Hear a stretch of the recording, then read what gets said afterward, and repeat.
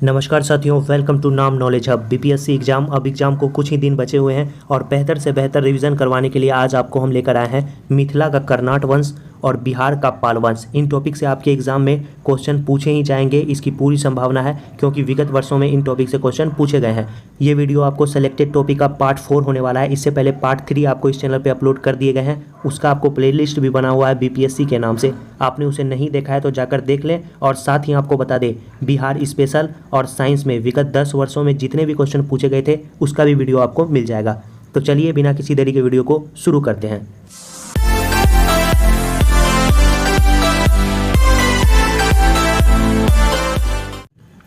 सबसे पहले चर्चा करेंगे हम लोग कर्नाट वंश के बारे में। इसका जो शासनकाल है आपको 1097 से लेकर 1325 ईस्वी तक माना जाता है, याद रखना है। और इसका जो पूर्णतः पतन माना जाता है वो 1378 माना जाता है, याद रखना है 1378 ईस्वी। इसके बारे में बता दें, इसका जो अन्य नाम है वो आपको याद रखना है सिमराव वंश और देवराज वंश। इन दोनों नामों से भी कर्नाट वंश को जाना जाता है। और बता दें आपको, इस वंश का जो उदय हुआ था वो आपको मिथिला के क्षेत्र में हुआ था, याद रखना है मिथिला के क्षेत्र में। सीधे एग्जाम में पूछ दिया जाता है आपके मिथिला के क्षेत्र में कौन सा वंश का उदय हुआ था, तो याद रखना है आपको कर्नाट वंश। इसी का अन्य नाम है सिमराव वंश या देवराज वंश, आपको एग्जाम में पूछे जा सकते हैं। इसके बाद इसकी राजधानी कहाँ थी, तो याद रखना है ये वर्तमान में जो है सिमरौनगढ़, याद रखना है सिमरौनगढ़, जो नेपाल के क्षेत्र में आता है, लेकिन पूर्व में इसे सिमरावगढ़ के नाम से जाना जाता था, याद रखना है। अभी वर्तमान में ये सिमरौनगढ़ है, लेकिन पहले इसे सिमरावगढ़ के नाम से जाना जाता था, याद रखना है। ये इसकी राजधानी है कर्नाट वंश की। अगला है कर्नाट वंश के जो शासनकाल है इसको मिथिला का स्वर्ण युग कहा जाता है। मोस्ट वीवीआई क्वेश्चन आप लगा ले इसे कि किस वंश के शासनकाल को मिथिला का स्वर्ण युग कहा जाता है, तो याद रखना है कर्नाट वंश के। सीधे आपके एग्जाम में क्वेश्चन पूछ दिए जाएंगे। आपको बता दें, कम समय में बेहतर से बेहतर रिवीजन आपको इस चैनल पे करवाया जाता है। चैनल पे पहली बार आए हैं तो चैनल को सब्सक्राइब जरूर कर लें और बेल आइकन दबाना ना भूलें। अगला हम लोग देखते हैं, इस वंश का जो उदय है वो आपको रामपाल के शासनकाल में हुआ था, याद रखना है। तो याद रखना है कर्नाट वंश का जो उदय है वो किसके शासनकाल में हुआ था, रामपाल के शासनकाल में हुआ था। और इस वंश के जो संस्थापक थे पहले वो आपको न्यायदेव थे, याद रखना है न्यायदेव।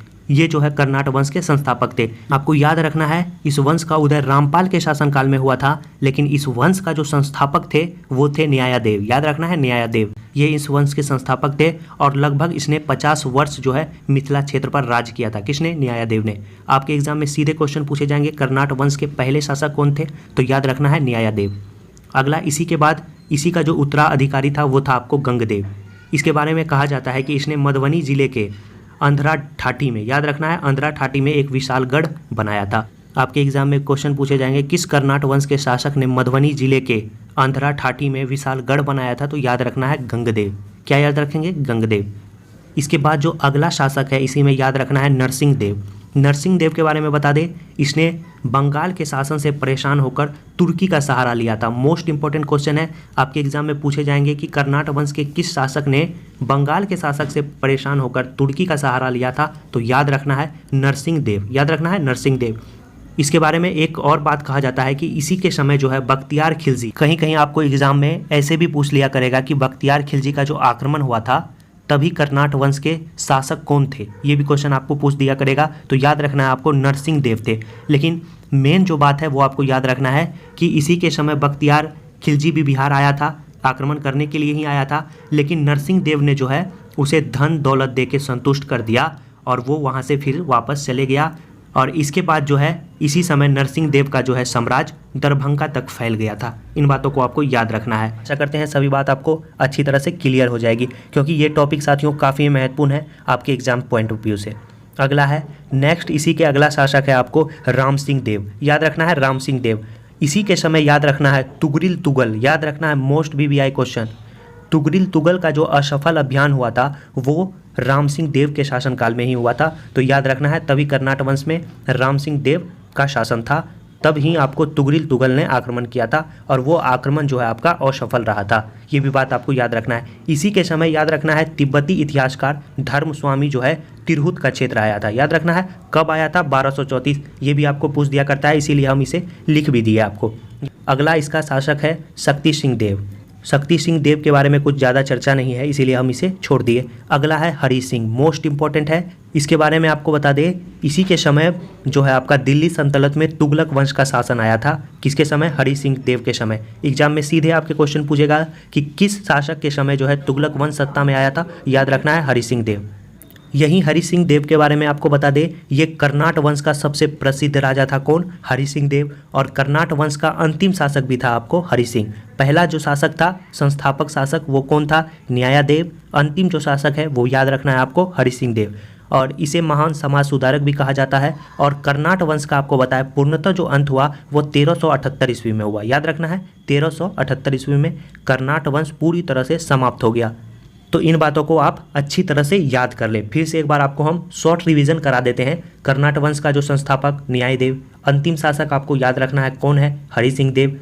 तुगरिल तुगन के असफल अभियान के समय कौन शासक था? राम सिंह देव। याद रखना है राम सिंह देव। इसके बाद तिब्बती इतिहासकार धर्मस्वामी तिरहुत कब आया था? किसके शासनकाल में? तो राम सिंह देव के शासनकाल में। ये भी बात आपको याद रखना है। और इसके बाद आपका एक है कि तुगलक वंश सत्ता में कब आया था, किसके समय आया था? तो याद रखना है हरि सिंह देव के समय। इसके बाद आपको एक बात और बता दे, इसी कर्नाट वंश के समय आपको, कर्नाट वंश के समय याद रखना है आपको पंजी प्रबंध का विकास हुआ। याद रखना है पंजी प्रबंध का विकास। एग्जाम में आपके सीधे क्वेश्चन पूछ दिया करेगा कि पंजी प्रबंध का विकास किस वंश के शासनकाल में हुआ? तो याद रखना है कर्नाट वंश। इन सभी बातों को आप कर्नाट वंश से संबंधित याद कर ले, इससे बाहर आपके कर्नाट वंश में क्वेश्चन नहीं पूछेगा, इसकी गारंटी है। अगला हम लोग देखते हैं मोस्ट इंपॉर्टेंट वंश है पाल वंश। इनसे भी आपके विगत वर्षों में क्वेश्चन पूछे गए हैं। इसका जो शासनकाल है वो है 750 से लेकर 1174 के बीच। और पाल वंश का जो संस्थापक है वो किसे माना जाता है? गोपाल को। और महिपाल प्रथम को जो है पाल वंश का द्वितीय संस्थापक कहा जाता है। याद रखना है इन बातों को। और पाल शासक जो है वो बौद्ध धर्म के अनुयायी थे। याद रखना है किस धर्म के? बौद्ध धर्म के। पाल शासक जो हुआ करते थे वो याद रखना है आपको परम सौगात की उपाधि धारण करते थे। याद रखना है किसकी उपाधि धारण करते हैं? परम सौगात। इसके बाद याद रखना है पाल वंश का जो विस्तार है वो आपको बंगाल, समस्त बंगाल, बिहार से लेकर कन्नौज तक था। इन बातों को आपको याद रखना है। और एक यात्री है आपको सुलेमान, इसने पाल राज्य को रहुमा या धर्मा कहा है। याद रखना है क्या कहा है? रहुमा या धर्मा। मोस्ट इंपॉर्टेंट बात है, आपको याद रखना है। इसके बाद जो शासक है गोपाल, पहला शासक, ये आपको संस्थापक भी है, याद रखना है। और इसके बारे में आपको बता दें, इसने औदंतपुरी के एक मठ का निर्माण करवाया था। और इसके बाद जो है इसका पुत्र धर्मपाल इस वंश का अगला शासक बना। अब बात करते हैं धर्मपाल के बारे में। 770 से लेकर 810 ईस्वी तक इसका शासनकाल है। और इसने बंगाल को उत्तर भारत के प्रमुख राज्य की श्रेणी में स्थापित किया था। और ये कन्नौज के त्रिकोणीय संघर्ष में उलझा रहा।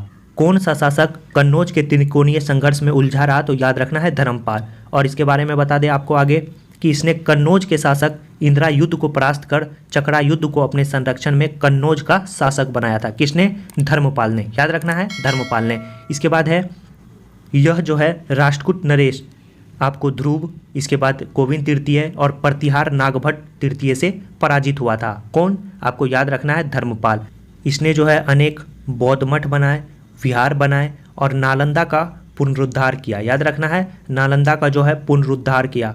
इसके बारे में आपको एक बात बता दें, इसने बिहार के भागलपुर में विक्रमशिला विश्वविद्यालय की स्थापना की। सीधे सीधे एग्जाम में पूछा जाएगा आपको विक्रमशिला विश्वविद्यालय की स्थापना किसने की है? तो याद रखना है आपको धर्मपाल ने। क्या याद रखना है? धर्मपाल ने। और आपको बता दें विक्रमशिला विश्वविद्यालय के साथ साथ इसने सोमपुर महाविहार की भी स्थापना की, जो अभी वर्तमान में बांग्लादेश में है। याद रखना है इसके बारे में प्रमुख तथ्य।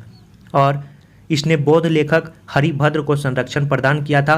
और इसके बाद इसका पुत्र जो है देवपाल गद्दी पर बैठा। याद रखना है देवपाल। अगला हम लोग देखते हैं देवपाल से संबंधित तथ्य। यह पाल वंश का सबसे प्रतापी शासक था। इसका सेनापति इसका चचेरा भाई जयपाल था। और इसने मुंगेर को अपनी राजधानी बनाई थी। इसी के शासनकाल में यात्री सुलेमान आया था। याद रखना है सुलेमान। सुलेमान के बारे में आपको कुछ पहले तथ्य बता दिए। और आपको एग्जाम में पूछा जाएगा कि किस शासक के दरबार में सुलेमान आया था। याद रखना है आपको देवपाल।